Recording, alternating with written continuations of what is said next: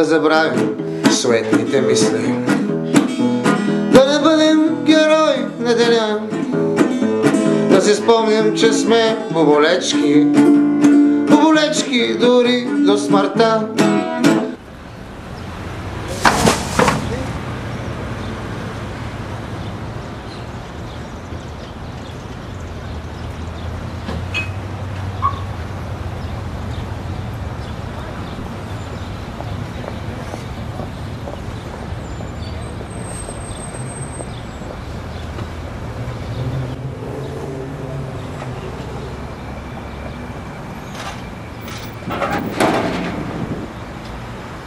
Тук има един буклук, който спи в кофата. Бихте ли изпратили кола да го приберат?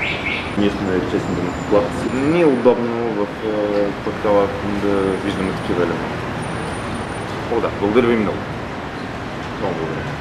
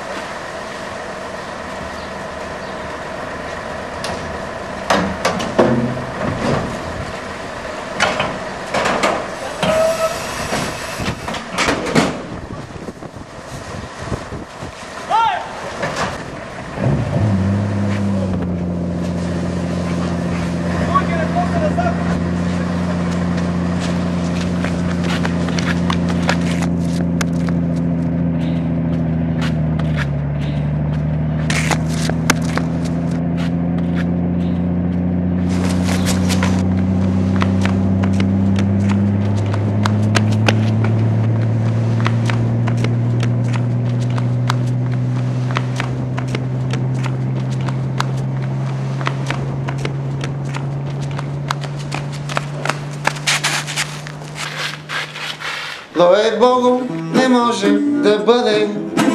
Аз мечтаех да ме помни този век. Аз мечтаех да бъда велик и могъщ и най-вече да бъда човек.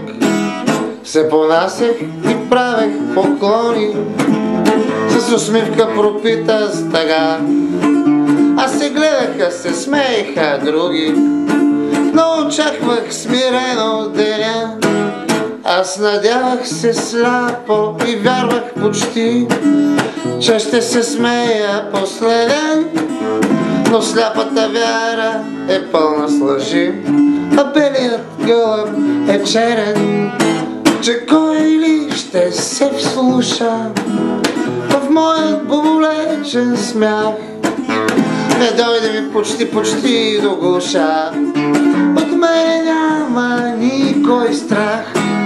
И сега да пълзим по стените, да вършим велики дела, да обираме само трохите и да лъжем глада. О, боболеча страст ненаситна, ех вечно празен, безличен стомах. За един живот дали ще те напълня, щом до сега нито веднъж не успя.